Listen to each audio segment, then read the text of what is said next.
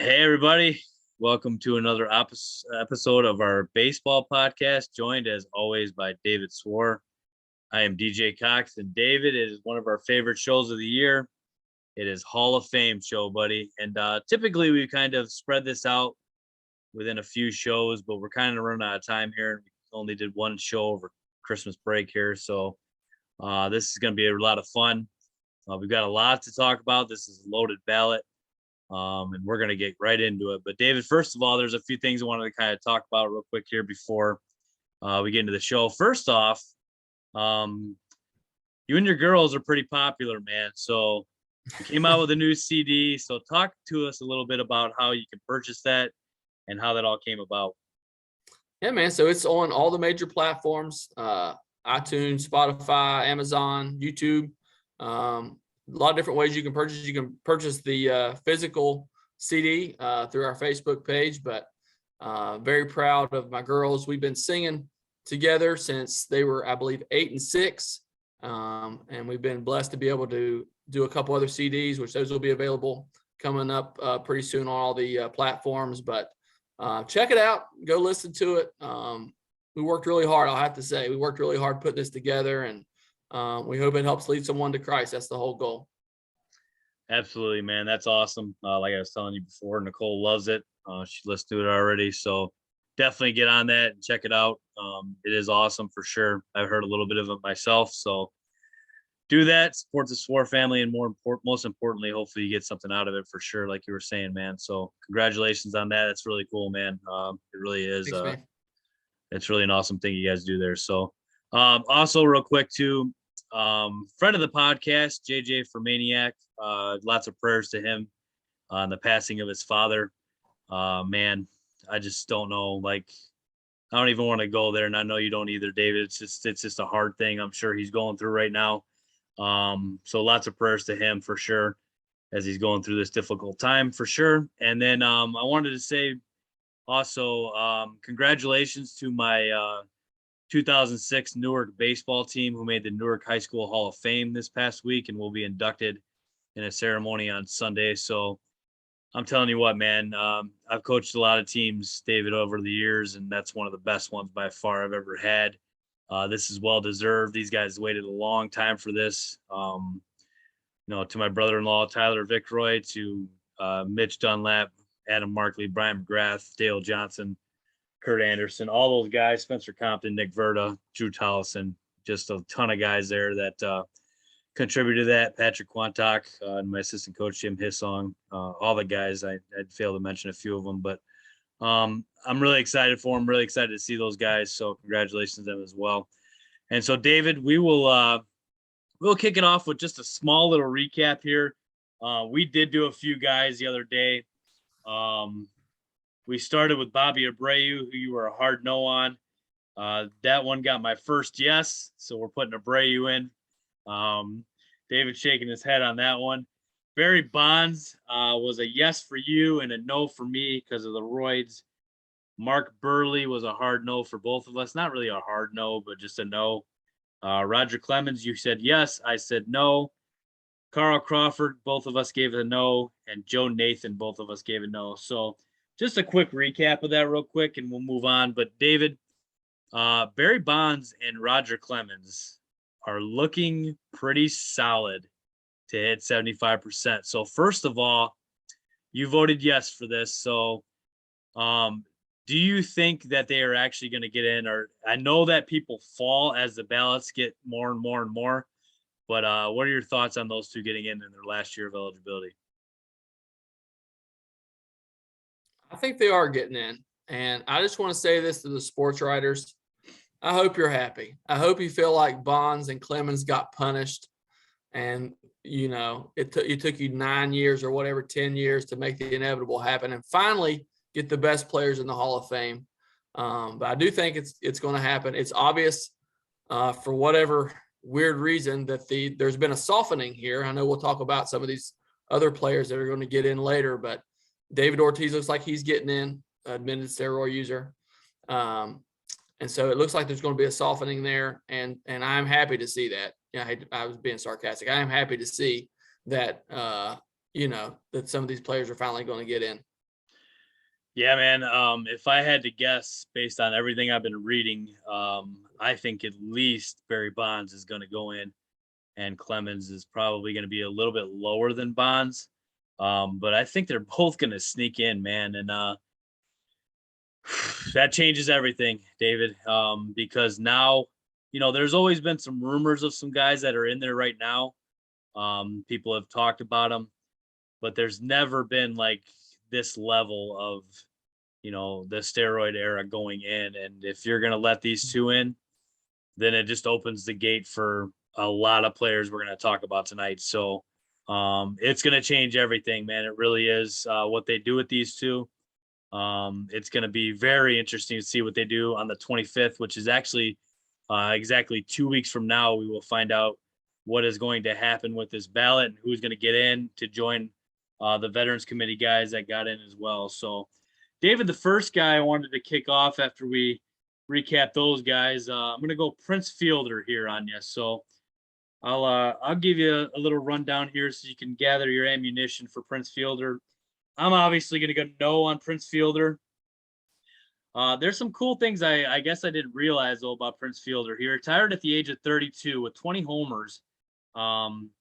If he just stuck around for 8 more years, got 160 more, maybe we're talking getting the magic number here of 500, because that guy could just flat out mash. But you remember when you look up, he had neck problems and 2 neck surgeries cost him his career, unfortunately, and that was it for him.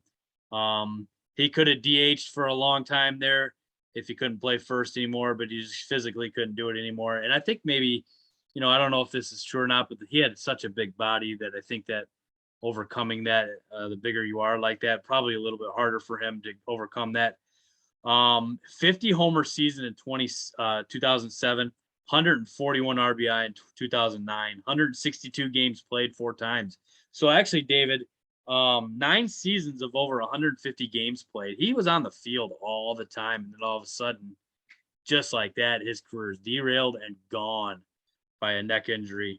Top 4 in MVP 3 times, 1,028 RBI. So we're going to talk about that 1,000 number a lot tonight on RBIs. So that's a really good career. Only 295 players, David, have hit over 1,000 RBIs. So that's not a lot.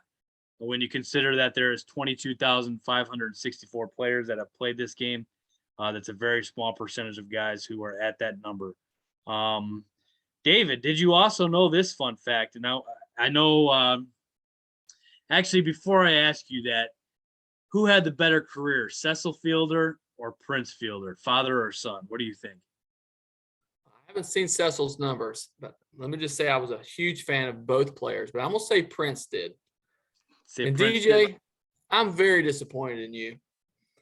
Prince, Already? Prince, man, I was expecting a little harder defense of Prince Fielder. I mean, 8 quality seasons, 4 top 10 finishes, 4 more than Bobby Abreu. I'm just going to throw that out there. Okay. I don't know how many 100 RBI seasons Bobby Abreu had, but I'm going to bet it's about 6 or 7 less than Mr. Fielder had.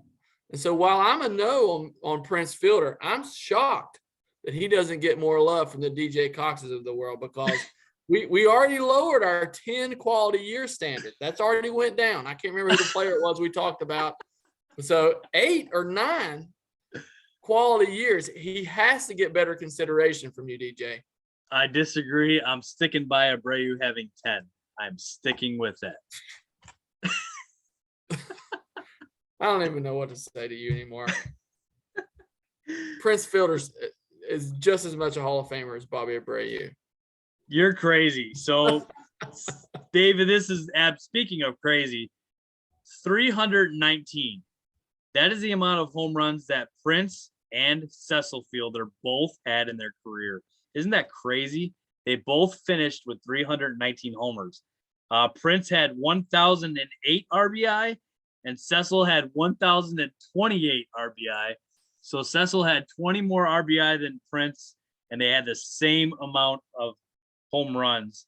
And Cecil also retired at 34, so his career was ended very early as well. He could have gone on for about 4 or 5 more years there too. So very eerily similar careers. That's When you awesome. look at that, man. I was very intrigued by that today when I checked it out. So Prince Fielder's a hard no for you, or what do you think, David? Prince Fielder is a hard no, but again, I want to declare right now my undying love for the Fielder family. My favorite baseball season in history was 1996 when the Yankees traded for Cecil Fielder. It was amazing, and so I'll forever be a Fielder, both guys, Cecil and Prince fan. That's awesome, man. And if I'm not mistaken, I believe Prince has a son that's going to be, we're going I've to be heard seeing that. him pretty fast. So I'm in. the Fielders are not done. He will hit 319 home runs as well and drive in just above 1,000 RBI for his career, I'm sure. So that's going to be fun. The Fielders were a lot of fun to watch, man. And there was about a 3 or 4 year stretch there, David, where Cecil Fielder was one of the most feared hitters in the game when we were kids, man. And Absolutely. like 130 RBI, like 4 years straight, over 50 bombs, like 40, 50 bombs. Yep. Just an absolute stud of a player there. And there's nothing more fun awesome. than watching a big guy hit. Yeah. When they smack it, man, it's a bomb. Cecil used to hit bombs. I love it. He could walk around the bases for all I care. He was hitting the bombs. He absolutely was, man. And they were a whole lot of fun to watch. And he probably was bursting out of that Tigers uniform with how big he was. And Prince just wore it all baggy, you know. Cecil kept it tight. Prince was baggy. They were huge baseball players. So, all right, man, we're moving on here. Todd Hilton. Okay, we're going to fight on this one, I think, a little bit.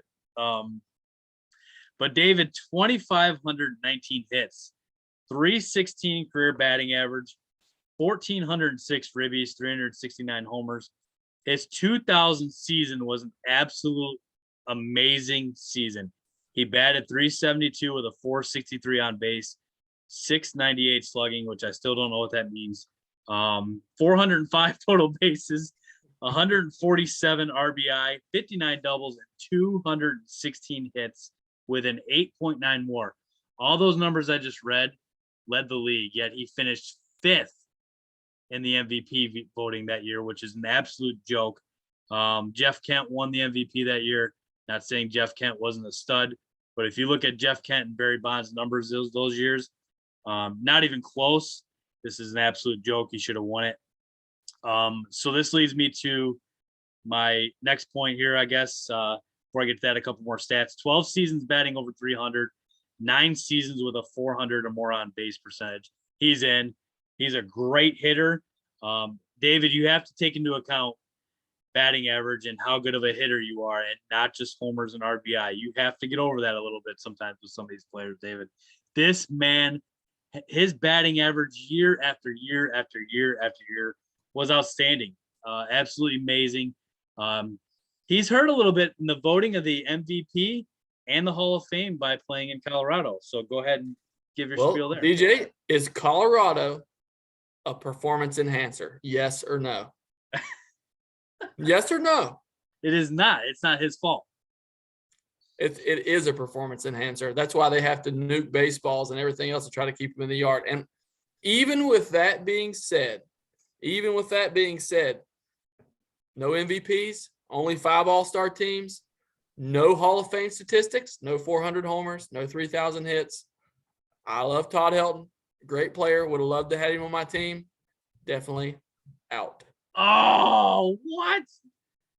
You're giving the no on a unbelievable. Okay, so I can only vote for 10, by the way. I just want to throw that out there. So that's another thing that's hurting him on my ballot.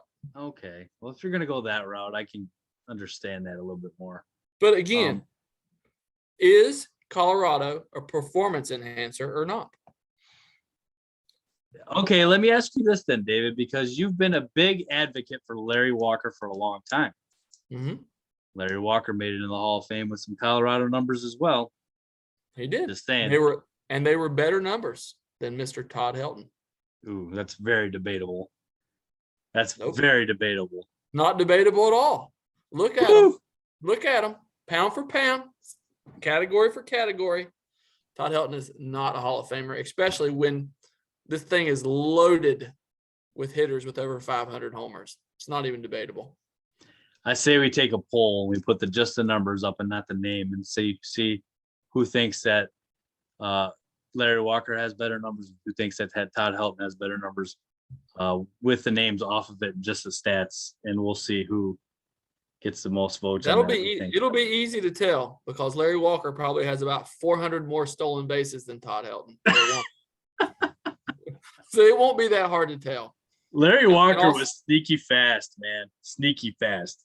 And also, Larry Walker has an MVP. So at least 1 year, he was the best player in his league, unlike Mr. Hilton.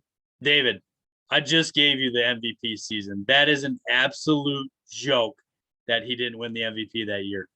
All those stats I read to you, he led the entire league in all of those stats. He was the MVP. Jeff Kent won it that year. You said that. Jeff Kent. And if you look at Jeff Kent's stats, I promise you, go back to that ballot and look at all their stats, and it is not even close that Todd Hilton got gypped out of an MVP award. And it's not even close. It's 5th place in that, absolutely a travesty. So in my mind, he should have got an MVP. And the type of hitter that he was, I'll fight for him till he's off the ballot every single year. So big Todd Hilton hand and moving with a yes on that one, David.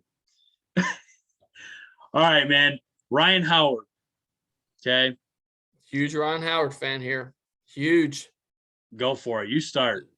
Just not enough, man. Just not enough. He could hit the bombs, but there was really nothing else there. I did look at Ryan Howard. I don't have his stats in front of me here.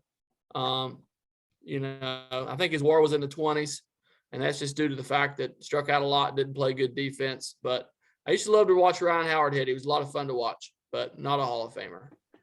382 career homers, 1,194 RBI. So he's one of the 295 players we talked about with over 1,000 RBI. Won an MVP award, Rookie of the Year award, and a 2008 title with the Phillies. 58 bombs, 149 RBI in that MVP year.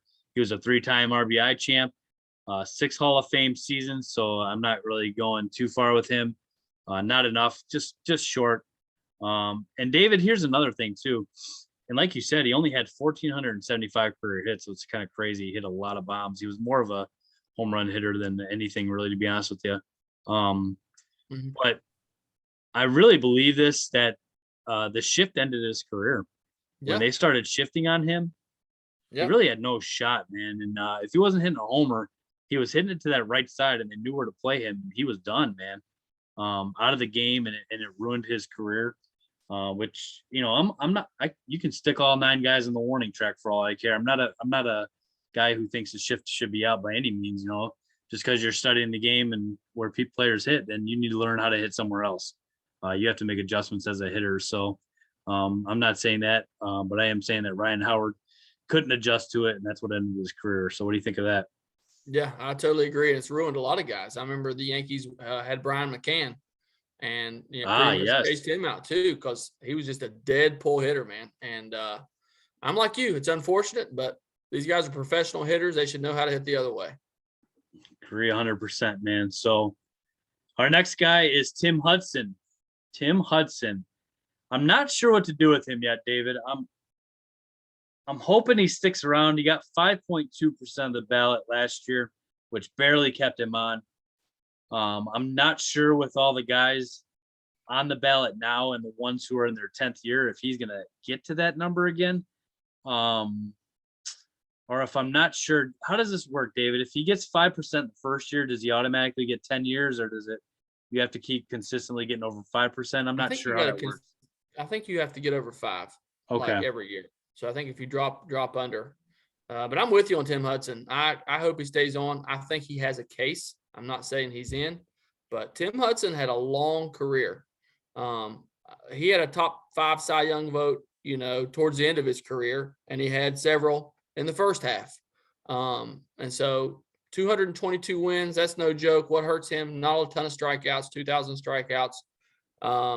Great career ERA, 3.49. He has a case. I'm not saying he's in, but he has a case. Top 10 in ERA 7 times, man. That's pretty impressive. 2014 World Series title with the Giants. And like you said, man, and me and you have talked about this a lot. 200 wins gives you the number now. We believe that like 300 is just not going to happen anymore. It really isn't. And the amount of math that you have to do consistently to get to 300 is crazy to me. And with the way they use the bullpens nowadays, there's no way anybody's getting 300. Very few guys will anymore. So 200 has become that magic number, so to speak. So, and I admit this as we're moving forward here. I'll admit this, that I have a harder time figuring out pitchers and whether they should be in the Hall of Fame than these hitters. It's a whole different animal. It's a tougher process for me to figure out. But I do hope that he hangs around because, man, think about it, David. Tim Hudson, Zito, and Mulder back in the A's days, that was about as big a three as you could get in the league. And Hudson was dominating with the A's, man. Well, and keep in mind, these pitchers, Tim Hudson, Kurt Schilling, pitched in the steroid era. Yep. When the ball was flying out of the yard, they pitched in Colorado a couple times a year where the ball flies out of the yard. That means something. So, like I told you with Mark Burley, man, the guy can win 200 games. You got to consider it because, like I said, they pitched in a tough era. They really did, man. That's a very good point on your end too, and people tend to forget that with these pitchers, man. And I'm not saying these pitchers were all clean, as we obviously know they were doing it too. But if they're not on the steroid list, and these guys are facing guys that are just basically chewing them up like Flintstone vitamins here and eating steroids for breakfast, man, it's tough. And you know what it's like, man, in college when you're facing all these guys that are on roids, and you know how frustrating that is as well, and how hard it is to be successful when they got that kind of advantage. So it's crazy, man. So we'll move on from him. Hopefully he stays on the ballot this year. Now, David, I've got a couple guys here that are going to kind of go hand in hand. These two players are, if you love one, I don't know how you don't love the other. And so I'm kind of going to ask you about this a little bit here because I got a feeling on one of these guys you're going to go yes on. So I want to pick your brain on this a little bit. We're going Tory Hunter and Andrew Jones here. These are two of the best defensive center fielders we have ever seen. Just being honest. You don't really, when you talk Gold Gloves, Tory Hunter has 9 and Andrew Jones has 10. So defensively, these are stalwarts. I guess we'll start with Tory Hunter offensively. 2,452 hits, 1,391 RBI, 353 bombs, a 50.7 WAR, 277 average, 331 on base. Don't hit the ball to center field in Minnesota since 1984, as we've talked about many times. Puckett, Hunter, and Buxton. From 2001 to 2015, you could rely on 25 homers and 90 RBI every season from this guy. Tory Hunter, what do you think, David? Can't do it, especially not on this year's ballot. Again, it goes back to there's just too many good players on there. Tory Hunter has a case. I definitely don't want to see him off the ballot. He was, a star in his era, but I can't do it. No Hall of Fame statistics. He is in the Hall of Good with a whole lot of other players. I don't discount his career at all, but I cannot put him in the Hall of Fame. I absolutely loved watching Tory Hunter play. I'm not there yet. I don't know what it's going to take to get him there, or if it'll ever happen for me to get him to that point. It kind of, one of the good things about him being on the ballot for 10 years is, a few guys I've had on the ballot in the first few years I didn't really like as much. And as they got, into those later years, I kind of looked at myself and go, what are you doing with this guy? Why are you not voting for him? And he may be one of those guys eventually. And so David, Andrew Jones, 1,933 hits, 434 bombs, 1,289 RBI, 254 career average, 337 on base. We talked about his defense, 10 Gold Gloves, 8 to 9 Hall of Fame seasons in my career, opinion. Just misses it for me. A hard decline in 2008 to 2012 cost him. At his age 30 season, he was awful and he never recovered. And just a little fun fact here, his son is the number 1 prospect in this coming draft, who is Drew Jones. So that's pretty cool. We'll see Andrew, who was one of the greatest center fielders of all time, and his son is Drew Jones and Andrew Short, obviously, and he is going to be the number 1 pick in the draft coming up. So, what are your thoughts on Andrew Jones, David? I can't put him in again with this ballot, but Andrew Jones does have at least one Hall of Fame statistic. I could put him in over a ton of the guys that are already in there. But for me on this ballot is a no. So, David, here's kind of what I was going to ask you before we move on from these two. Tory Hunter had more hits by 500. He had more RBI by about 100. He had a better batting average by about 23 points. Their on base was very similar, pretty much the same amount of Gold Gloves. Andrew Jones did have 90 more homers. So you put Andrew in, or you put Tory in? I mean, you know what I mean? I mean, you'd have to think about it. Andrew definitely had a higher peak. He had bigger years in his peak. True. Tory Hunter was probably more consistent. Andrew Jones has the lead on WAR. I mean, yeah, I wouldn't have a problem with it, comparing the two. Like I said, Andrew Jones for me just edges him out by just a little bit, but I couldn't argue against it. Makes sense. Okay. I agree with you 100%. That was well put, man. Very good job breaking that down. Jeff Kent. I'm struggling with this one, DJ. This one's a struggle for me. Go ahead. Give us the statistics and I'll give you my opinion. David, the most home runs ever by a second baseman. Ever. Number 1 all time with 354. He has 377 total because he had a few more at a different position. 1,518 RBI, 1,320 runs, 290 batting average, 2,461 hits, 356 on base. He won an MVP. We just talked about over Hilton. So the greatest power hitting second baseman of all time has to go in the Hall of Fame. And I'm going yes. Now, Jeff Kent gets a lot of grief for his defense. So I looked it up. He's got better offensive numbers than Ryne Sandberg. Let me just leave it there. You can't compare the two.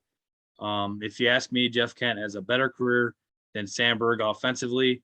Where they kind of separate is Sandberg had 9 Gold Gloves and only 120 career errors.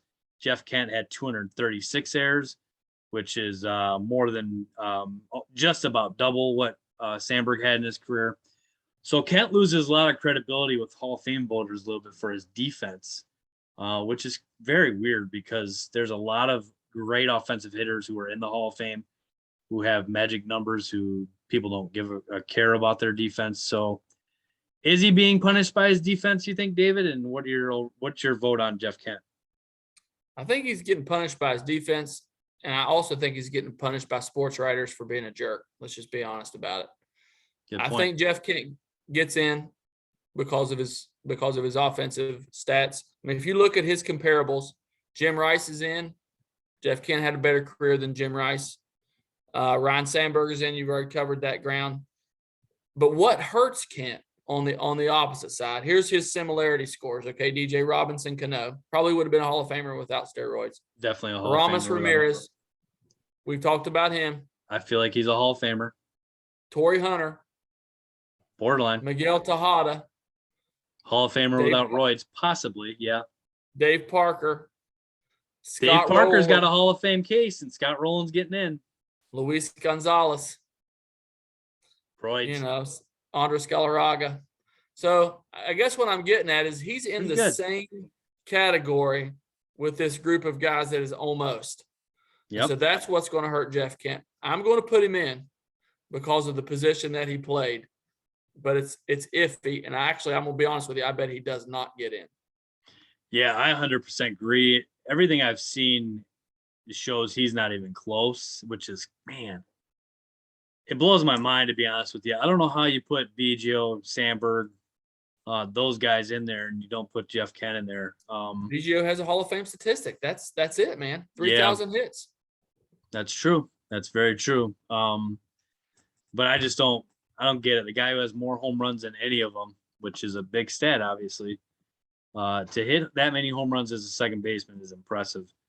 And if you're number one all time at a position in home runs, you probably should be in the Hall of Fame. So we totally agree on that one. So my next one here is a guy that I wish would have stuck around for a lot longer, but his career was definitely very short. Tim Lincecum, San Francisco Giants, 110 wins, 89 losses, 3.74 ERA, 1,736 Ks is a ton of Ks for 10 seasons. So his K rate per years that he pitched was outstanding. To have 1,736 Ks in 10 seasons is unbelievable. Very short career, age 23 to 32. So he wasn't around long enough basically to have a case. He led the league in Ks 3 years in a row. He's a 3-time World Series champion and was in the rotation for all 3 of those World Series titles. Legit career right here. 2 Cy Young Awards, 200 wins. Would have probably put him in, but he doesn't even come close, and he's only got 110. So it's a no, but still a really good career, man. So what's your thoughts there? Yeah, I mean, it's hard to find somebody or very many pitchers that had a peak like Tim Lincecum had, but not near long enough. I mean, there's several guys on this ballot who are just far and away had better careers. So fun to watch, though, in those years that he was dominant. Very fun to watch, the funky delivery, big personality, the long hair and all that. He was fun to watch, but not a Hall of Famer. How about that stride, David, from the rubber to the front of the – and he wasn't a tall guy by any means, No. right? I think he was like right at 6 feet, if I'm not mistaken, which for a pitcher, is short, very short. So unbelievable, man. I don't know who taught him that or how he ended up doing that with all his stride that he had there, but definitely a unique delivery, which got him a lot of success in the league, just not for a long enough time. So moving on to Justin Morneau. Justin Morneau also won an MVP. We got a lot of MVPs on this ballot, man. Even on the guys that we don't really think are Hall of Famers, a lot of MVP winners here. So I played beside Joe Mauer for many years, 1,603 hits, 247 bombs, 281 batting average, 985 ribbies, 4 absolutely awesome seasons, and then he kind of fell off. Didn't really have the whole success from his whole career. I would say just 4 awesome seasons, and then he kind of went below average after that. So what are your thoughts on Justin Morneau? I've always loved Justin Morneau for some weird reason. I always pictured him in pinstripes, that left-handed swing. Had a great home run derby. I can't remember who it was he beat in that home run derby, but I remember it being real epic. And so I love Justin Morneau, but not even close. Yeah, he's not even close. 4 awesome seasons is not going to get you there. But, man, nonetheless, a really great player. Sometimes it's just an honor for these guys to be on the ballot, and they kind of know that they're not going to make it. But just to see yourself on the ballot, it's got to be pretty cool. He had a 1 and 2 finish in the MVP, by the way. So, I mean, wow, he was a great player there for just a minute. Yes, he was. That's a good point. Just a minute there. He kind of had like a college success, a 4-year run there where he just dominated and then he fell off pretty bad there. Yeah. So David, on to your boy David Ortiz, man. We're Red Sox nemesis here. 3-time World Series champ, 7-time Silver Slugger, 541 home runs, which is a magic number, 1,768 RBI, which gets him on the front page of the RBI list when you pull up Baseball Reference. 286 batting average, 380 on base, 2,472 hits, a 55.3 WAR, and many believe the best DH of all time. Fielding not factored into WAR for DHs. How does that work? That's kind of what I was going to ask you. 55 WAR doesn't seem very high to me for a guy who mashed as much as he did. So that probably hurt his WAR as a DH. I don't get it. I don't know. I'm sure it probably did. It would be hard to factor that. Base running is a factor there as well, which I'm sure he sucked True. at. Yep. But DJ, he is on the Mount Rushmore of the 90s and 2000s. It's inarguable. Actually, I guess it would just be 2000s. You can't tell the story of the Red Sox winning the World Series any of those 3 times without him. You can't tell any Yankee Red Sox rivalry stories without him. On top of that, he hit 500 and however many home runs you said. He, is the poster child for clutch, the best DH ever. It's not close. David Ortiz is in. David Ortiz is out because of his twin years using steroids. But the numbers are there, man. It's outstanding. And David, this is one of the guys that I think is an automatic on this ballot, to be honest with you. I think that he may be the only guy, if I'm being honest here, that is a for sure to get in on this ballot. Do you believe that or no? Yeah, I mean, I follow the guy, and I can't think of his name. Thibodeau, I think is his last name, that posts the ballots. And he has been the highest vote getter so far, well into the 80s. So I definitely think he's getting in. Yeah. Which again is a travesty, DJ. Let's back up. It's a travesty that he gets to be a first ballot Hall of Famer, and the guy with 762 home runs has to wait 9 years. That's a joke. Yep. And for some reason, and I'll never understand this, his steroids just kind of got, washed away by the MLB. They said, throw it out. He didn't do it. They tried to cover up for him. I'm not for that kind of stuff. I think that he's in the same boat with all the guys who did do it. So it's just really weird how that happened. And that, I think it's because he's a personality and so well liked that they kind of did that to him. Yeah. Jonathan Papelbon, man, another outstanding career here and another nemesis of yours here. Yes. First of all, what are your thoughts on Papelbon? Because he's a character, man. I hated Papelbon growing up. I mean, obviously he played for the Red Sox. I hated him. But man, it's hard to find a more dominant closer for when he was dominant than Jonathan Papelbon. I don't think he gets in because the longevity wasn't long enough. But man, he was dominant. I haven't looked at his career to see how many years he was dominant, but he was dominant when he was on. But I can't put him in. 368 saves, which is 10th all time. 2.44 ERA, 41-36 career record, a 2007 World Series title as the closer. David, we talked about Joe Nathan. We're getting some closers on here that are top 10 closers of all time as far as the number of saves that they earn. Man, what do we do with these guys? Because we started to open the book on closers.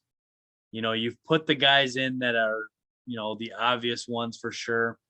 But the Joe Nathans and the Jonathan Papelbons and the John Francos and the K-Rods who are, up in the top 5 of saves all time and are not in. K-Rod should be in, by the way. K-Rod I looked at today. I 100% agree with you. Yeah, he should definitely be in. Papelbon just didn't do it long enough for me. I mean, I know, again, you like the 10-year rule. I think he probably meets that test, to be honest with you. I think he's got 10 dominant years. But for a closer, I just can't. I got to have more. That's fair, man. And I hope that Nathan and him stick around for a little while on the ballot, because I know there's one guy we're going to talk about later who needs to get in first, and then maybe that'll open the case for them a little bit more. But for right now, I'm definitely going no on Papelbon as well. So moving on to Jake Peavy. David, Jake Peavy, 152 wins, 126 losses, 3.63 ERA, 2,200 Ks. Used to like Peavy with the Padres, and he became a White Sox player, and then even went to the Giants. So no bueno on that, man. Led the league in Ks and ERA twice, wins once. Good career, just not even close to Hall of Fame worthy in my book. But nonetheless, man, another stud, Yeah. Just a great pitcher, just not really a Hall of Fame worthy. Yeah. I think injuries kind of derailed him. He had a little bit of a resurgence there after those injuries, but just not enough. Not enough. And so we move on now to your boy, Andy Pettit. Do you want to talk before I go on to this one, or you want me to read the stats first? Well, I got the stats here. 256 wins. That's a Hall of Fame statistic. 5 World Series, ALCS MVP, 3-time All-Star, Andy Pettit's one of those guys that just quietly compiled stats. And I know a lot of people hate that. He did have one year he won 21 games in 1996. He was a twice. He won 21 games twice. He was a playoff stud. I like famous people, DJ. He's famous. He's in. He is very famous. 19-11 in the postseason, which is 3.81 ERA, which matters. That matters, man. It really does. That's an outstanding postseason. I heard something on MLB radio the other day. I don't know if you heard this from CJ Nitkowski, who had worked out with Clemens and Pettit. And their trainer, I believe his name is Brian McNamee. Is that correct? I think so. McNamee was his trainer as well. And he kind of said something me and you have said all along here. He never saw Roger or Andy do anything wrong with his own eyes. He actually went to the trainer and said he wanted to take roids because, at that time, you were either going to get that boost or you were out, man. Some of these guys were borderline staying in the league. And the blue magic pill, you stay in and you make a lot more money or you're out. And if tempted with that, David, I think we'd take that blue magic pill, man. And it'd be hard not to. And it'd be hard, whether morally right or wrong, Andy Pettit did it. He's a good Christian guy, man. He's one of the greatest guys you'll ever meet. And I love Andy Pettit as a human being. I really do. I think he's awesome. I think he does a lot of good for the cause of Christ. I think he does a lot of good as a human being. I think he's a great teammate and a great human being. So, that being said, unfortunately, because of the roids and his admission to it, he's out. But those numbers are phenomenal, David. And if you're going that route with roids, guys, you have to put him in. There's no doubt about it whatsoever. He's a Hall of Famer with the numbers for sure. So, yeah. No doubt. Like I said, I agree with everything you said. If you're a steroid guy, which I am, he's got to be in. For sure, man. So that's an interesting one too, to see what they're going to do with him moving along here. He's not trending in a very good direction at all. This next guy I'll talk about for maybe a minute, and maybe you can add a little bit to this guy, AJ Pierzinski. Yeah, no, you need to talk about AJ the whole time. Go right on ahead. All right, so here's what I put for him.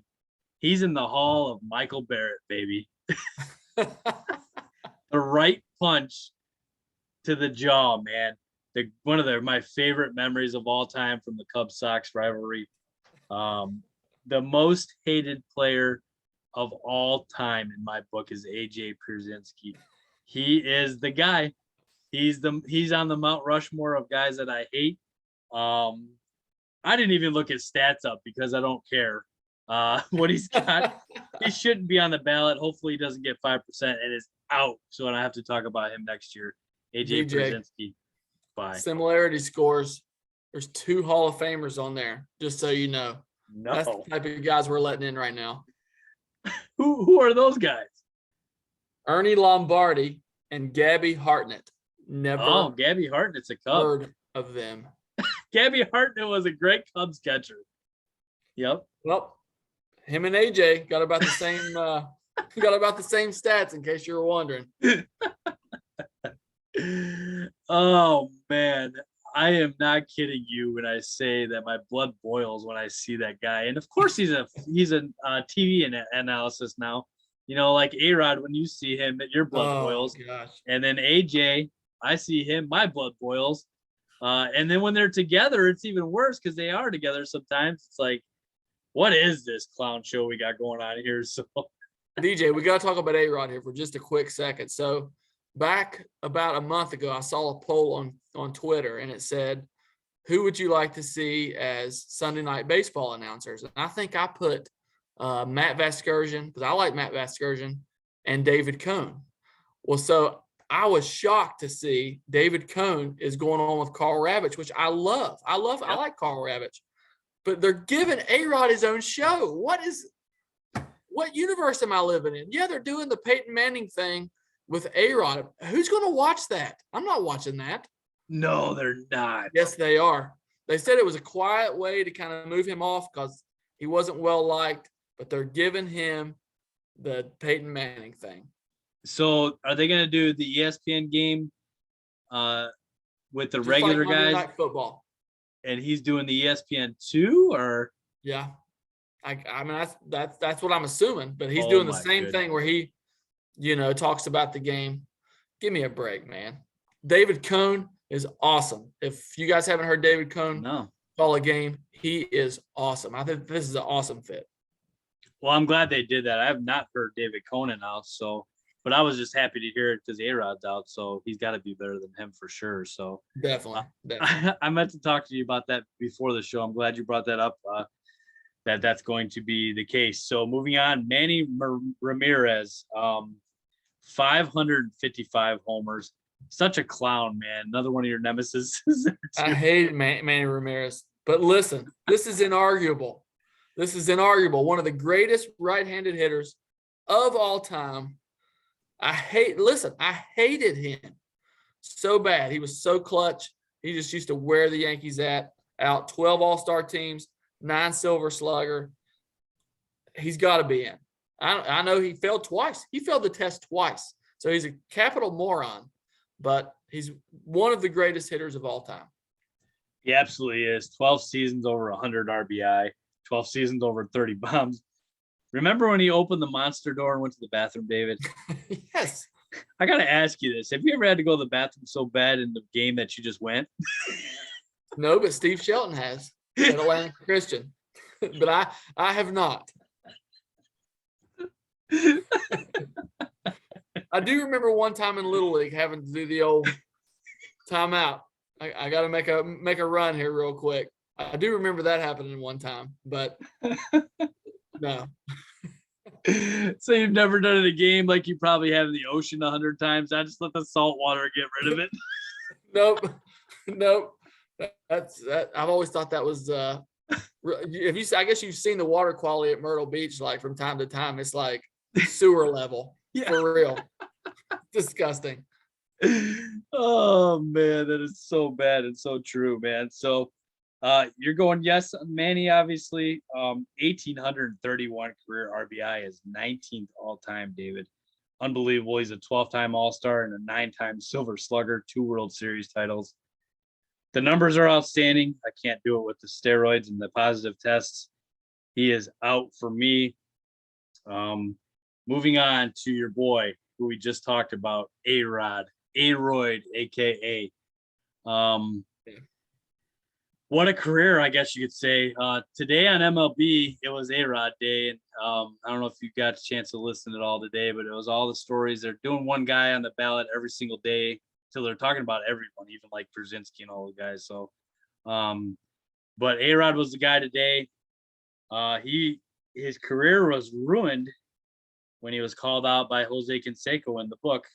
And it started a downfall for everything for him, and everything came to light about what he was doing. But David, one of the things I want to talk about is, remember when people got mad at him for signing a huge contract with the Rangers? Like, how do you get mad at a guy for doing that? It's not his fault. I mean, if me or you were given a check like that, I'd sign it and be mad at me. Okay, so what? Yeah. I mean, it was kind of mind-blowing. A-Rod should be in the Hall of Fame of fake people. I can't stand him. I've made that well known, but it's inarguable that he should be in the Hall of Fame. He would have been a Hall of Famer had he not taken steroids. 696 home runs, 117 wins above replacement. He switches position mid-career to make room for Derek Jeter. And played a great third base over there for most of the rest of his career. As bad as I hate to say it, A-Rod's in. Wow. A-Rod is in. I would have never thought I would have heard that coming from your mouth to the one that you hate the most. I don't want to, but it's you can't argue it. The numbers are phenomenal. 3,115 hits as well. You mentioned the homers, 2,086 RBI, over 2,000 RBI is crazy. Over 2,000 runs scored as well. So, and you mentioned the wins above replacement, which I can't even fathom when you're over 100. That's just unbelievable. But yeah, with the steroids, it's a no for me, and A-Rod is also in for you. So I'm telling you, man, here's another guy that's very intriguing and maybe the second guy to get in behind Ortiz this year. He's trending in a very good direction. That's Scott Rowland. You got to help me, David. 2,077 hits, 316 bombs, 1,287 RBI, 1,211 runs, 281 average, 364 on base, won a Rookie of the Year, won a World Series title in 2006, 8-time Gold Glover. Help me, David. I've read guys that we said no on had a lot better stats than this. What's the draw to Scott Rowland?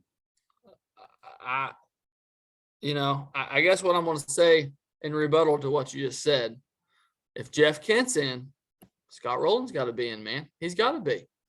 I wouldn't put Scott Rowland in, but Scott Rowland had the advantage of playing in a big market most of his career, which definitely helped him. He was solid his entire career, one of the better fielding third basemen, along with being a great hitter. He did win an MVP award. I'm sorry, he did not win an MVP award. He won a Rookie of the Year award. But several close finishes on the MVP. Not in for me, but I can understand. Again, if you're putting Jeff Kent in, Scott Rowland's got to be pretty close. Yeah, see, that's where I go with positions matter. Sometimes when you're talking about players, and for Jeff Kent to put off the offensive numbers he had as a second baseman is what separates him. If Jeff Kent was a third baseman with those numbers, I don't even sniff him or come close to putting him in. But since he was a second baseman, I'm going yes on him. Rowland's close. I mean, you can make a case for him, I guess. 7 to 8 dominant seasons, which doesn't do it for me either. The Gold Glove, I mean, he's about as good defensively as there is. I can definitely say he's probably a top 10 all-time defensive third baseman. I would totally agree with that. Overall, I don't think he's a top 10 third baseman. He's definitely a very good player, but I'm not there, man. And I think a lot of people are.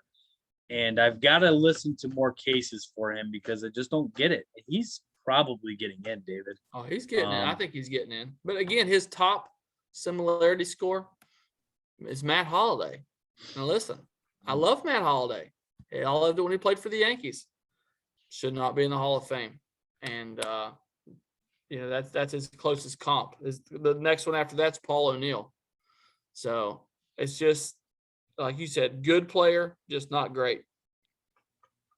Jimmy Rollins, 231 homers, 2,455 hits, which is a lot of hits, man. That's kind of surprising when I saw that number. I didn't know he was, 545 hits away from 3,000, 936 RBI, 1,421 runs, 264 career batting average, MVP in 2007, 2008 World Series title, 4-time Gold Glover.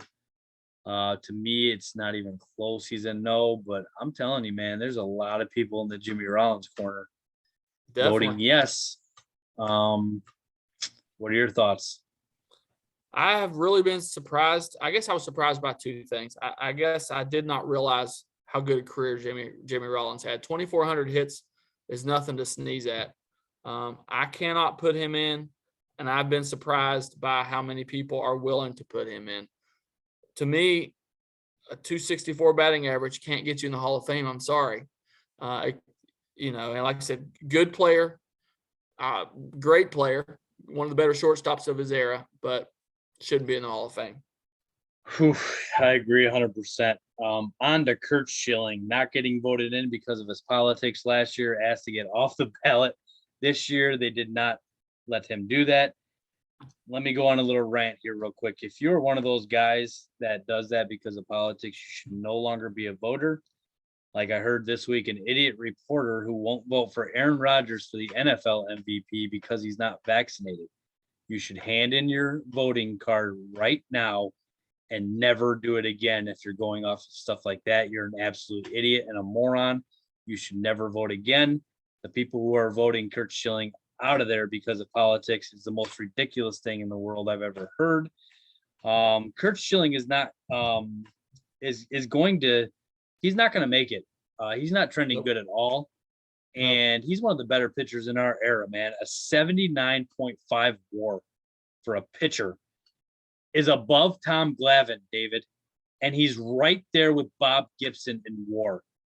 216 and 146, won 3 World Series with 3 different teams, where he was pretty much the ace on all those teams, and was a World Series MVP as well with the Diamondbacks.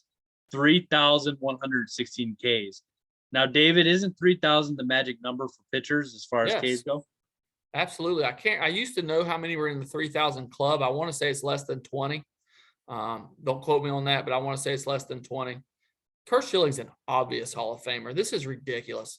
And his mouth has gotten him in trouble. And, he's kind of, me and him are kind of in the same camp, where it's kind of like you almost don't care about the Hall of Fame because it's such a crock of crap.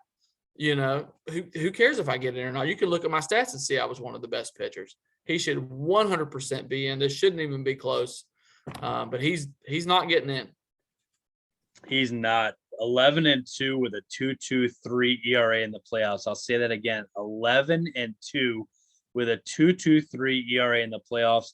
He was also 4-1 in World Series games, which matters, David. That stuff matters when you make awesome appearances in the playoffs and the World Series to help your team win. That matters. Kurt Schilling is a definite yes for both of us. It's not even close, and it's very sad that it's going to come up to the Veterans Committee to look at him and see if he's going to get in, because he's not going to be voted in here, which is a travesty. Yep. Gary Sheffield, David, one of the coolest batting stances of all time.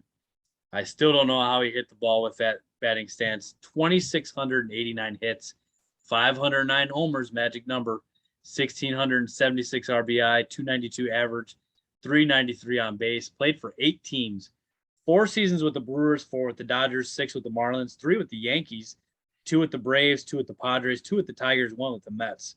So I got to ask you something there. Is there something to that where he bounces around so much? I don't think he's very much liked as a player.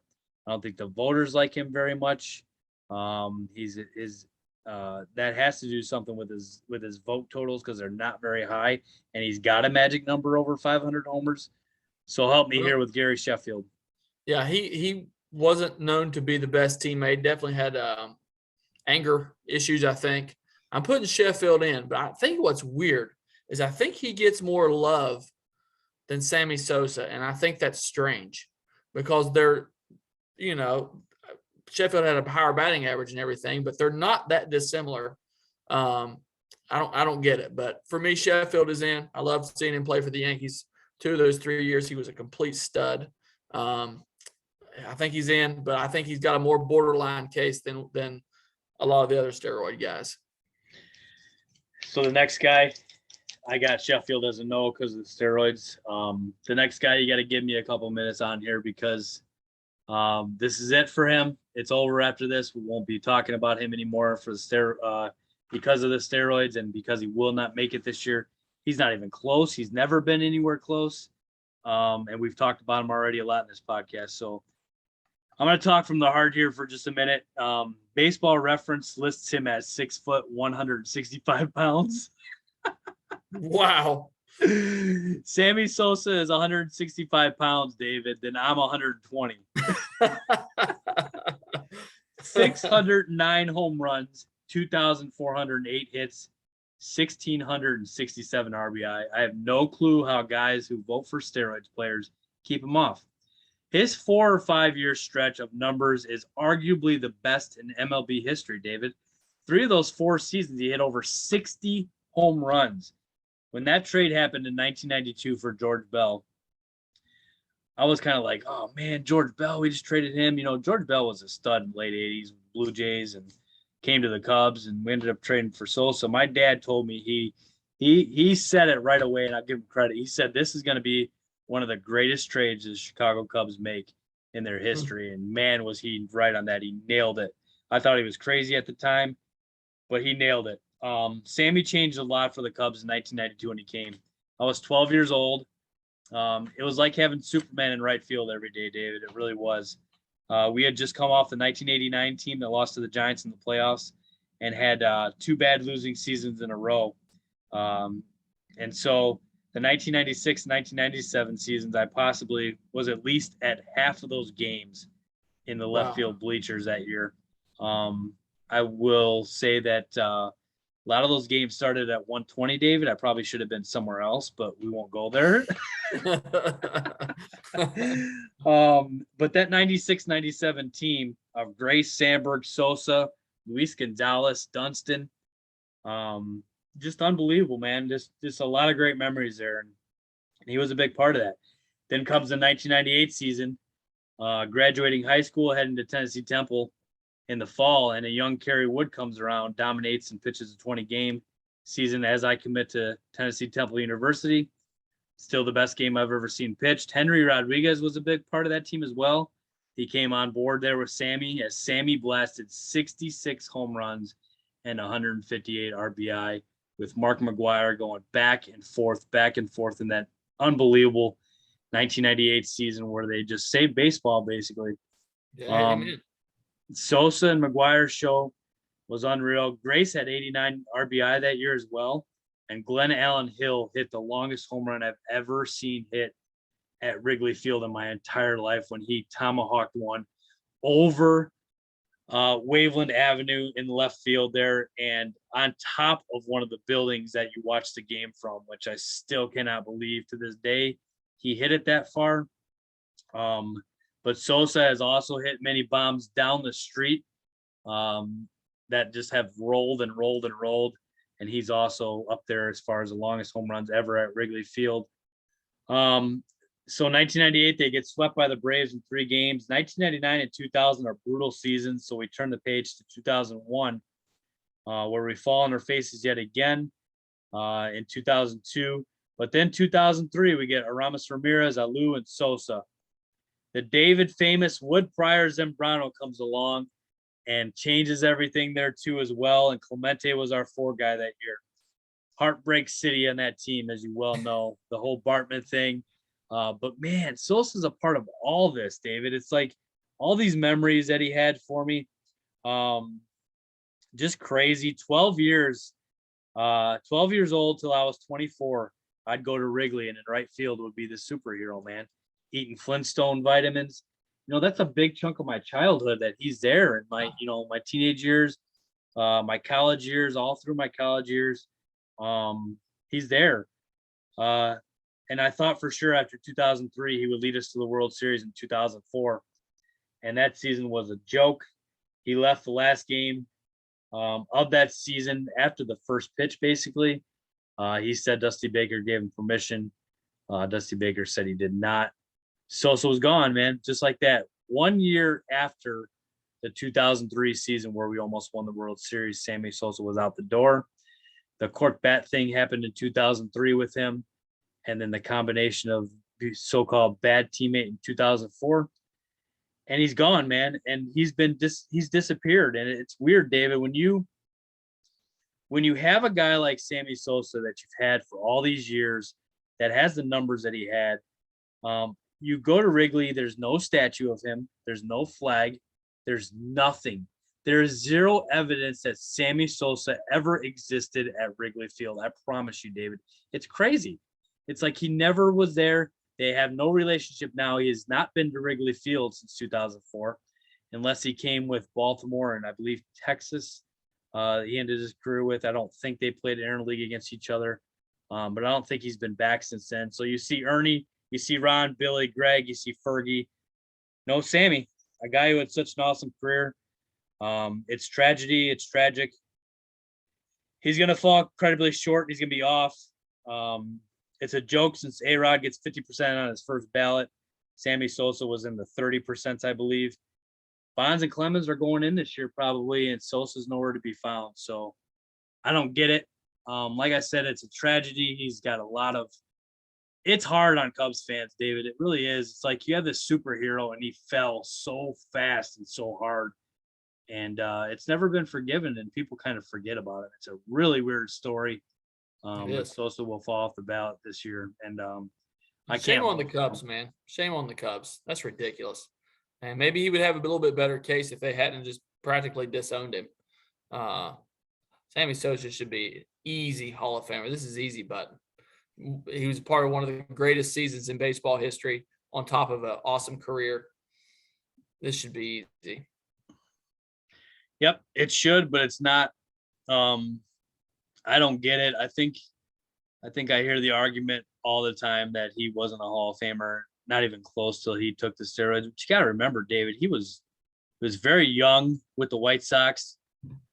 His body did change very fast and very quick. We all understand that. He got better because of the steroids. But I just don't get it. If you're going to put a skinny Barry Bonds in there who transformed just like Sammy did, you got to put both of those guys in. So Mark Teixeira, 1,862 hits, 409 homers, 268 average, 1,298 RBI, 1,099 runs, 50 WAR.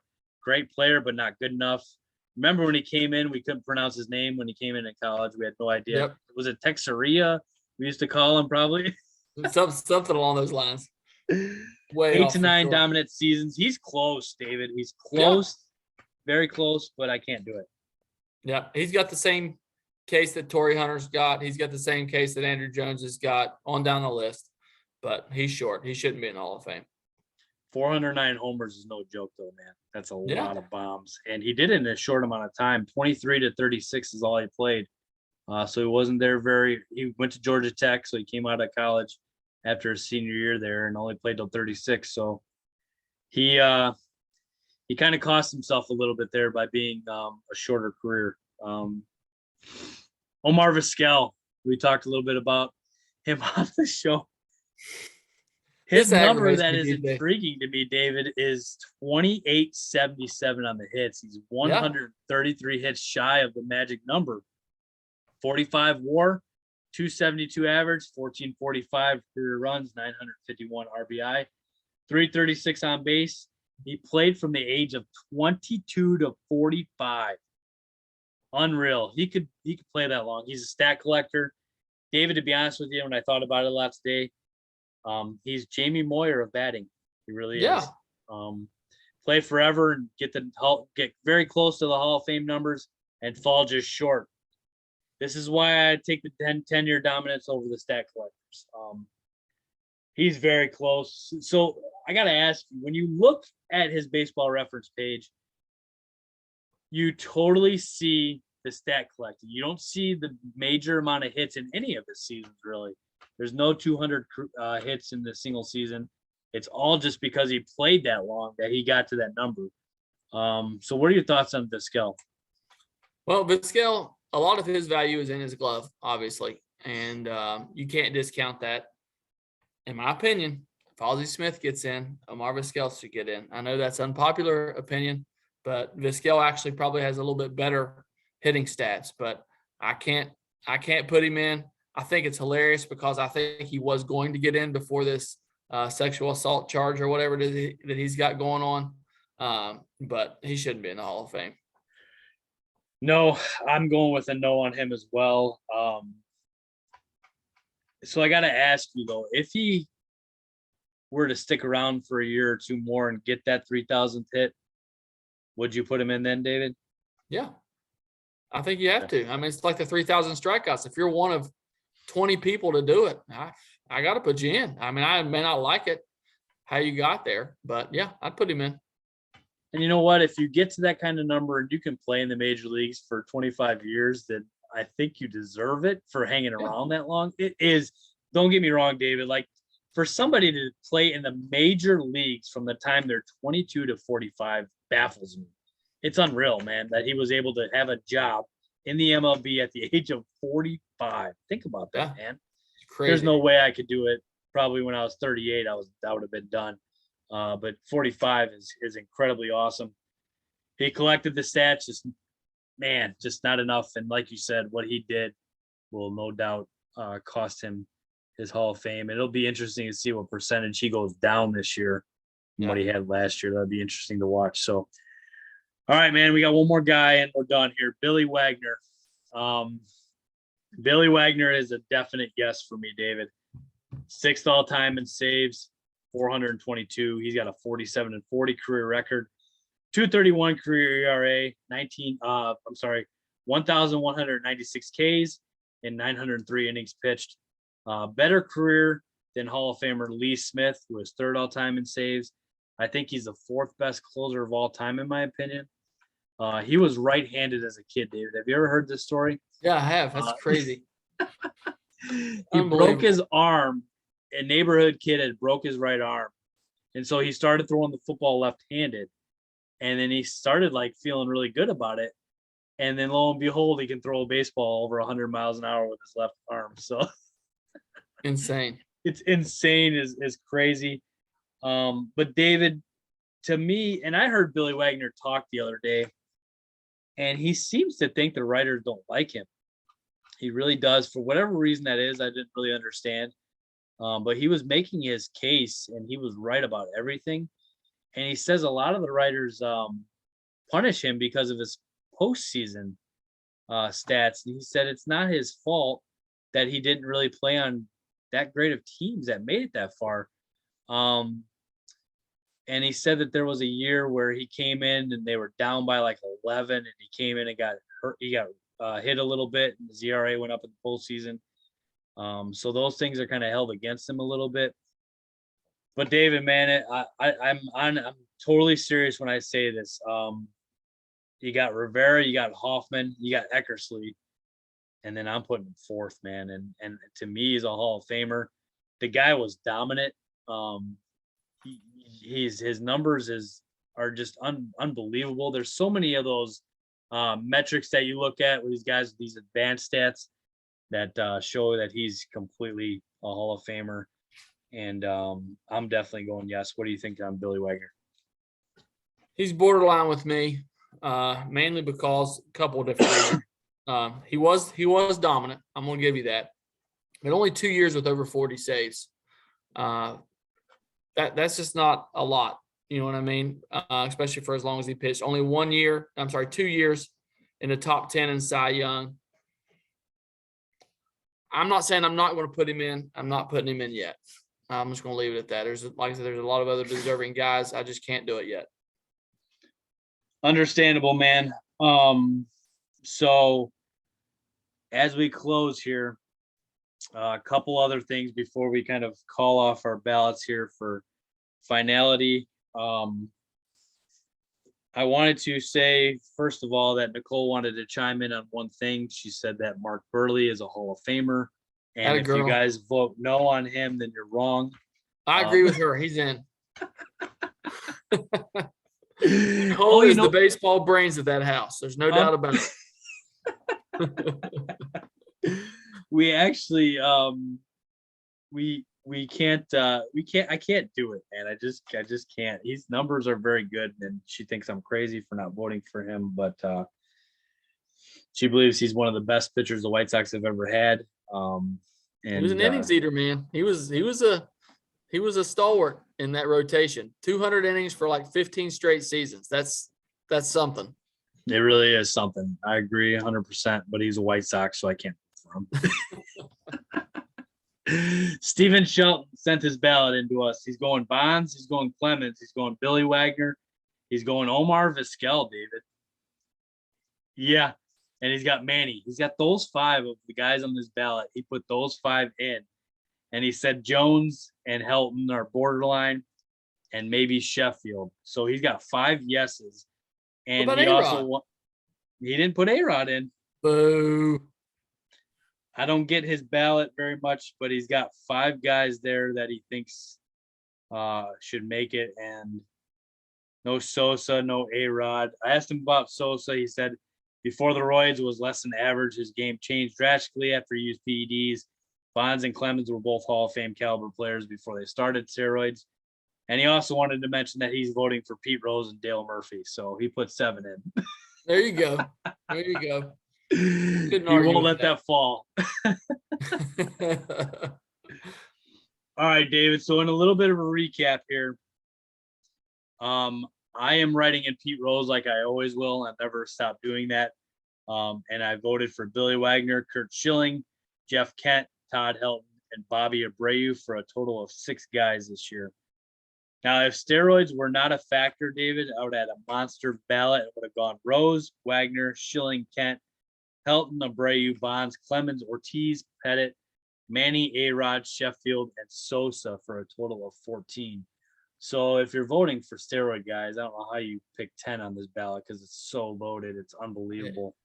And David, your recap for this year's ballot, you went with Bonds, Clemens, Kent, Ortiz, Pettit, Manny Ramirez, A-Rod, Kurt Schilling, Sheffield, and Sammy Sosa is your ballot this year. So it's a lot of guys, and I won't argue with you. If you're going that route, you're right on all those guys for sure. I cannot argue with any of that. It's totally correct. So what are your thoughts, man, in closing? Well, in closing, I told you off the air, if these steroid guys don't start getting in, DJ, I'm just kind of done with the Hall of Fame. You got to put the best players in. So I hope that happens. I hope this kind of breaks the glass on all that, and we can finally move beyond this discussion a little bit. And I'm going to say this: there's still a bunch of guys out there that I hope the veterans will get it right. We discussed it off air. Tommy John, 288 wins. We say his name every day. Should totally be in the Hall of Fame. Yes, I agree. Especially before a bunch of the other guys that have gotten in. So hopefully the veterans get these right. Sammy Sosa doesn't look like he's getting in. Hopefully, eventually the veterans will get that right and put him in. But it's going to be interesting. 2 weeks away, right? 2 weeks away from today, I believe. The 25th, we will find out. So we will post this one, and we will get a lot of talk. We always get a lot of talk on this one. People like to chime in on this. So hopefully a lot of people watch this one. It's our Hall of Fame show here. Make sure you like our YouTube page, subscribe to it, and share this one as well, because this is a good one. And I look forward to all the chats and all the arguments that are going to come. And to hear, who some of these guys are voting for as well. I asked a lot of guys to see what their opinions were on this one. It's a loaded ballot. It's going to be, in my mind, I think it's going to be a lot of fun to watch this, and very interested to see what they do with a lot of these guys. So definitely tune in on the 25th, I believe, to MLB Network.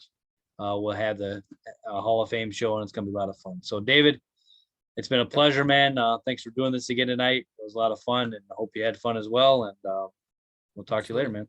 All right, man. All right. Thank you, everybody. Have a good night.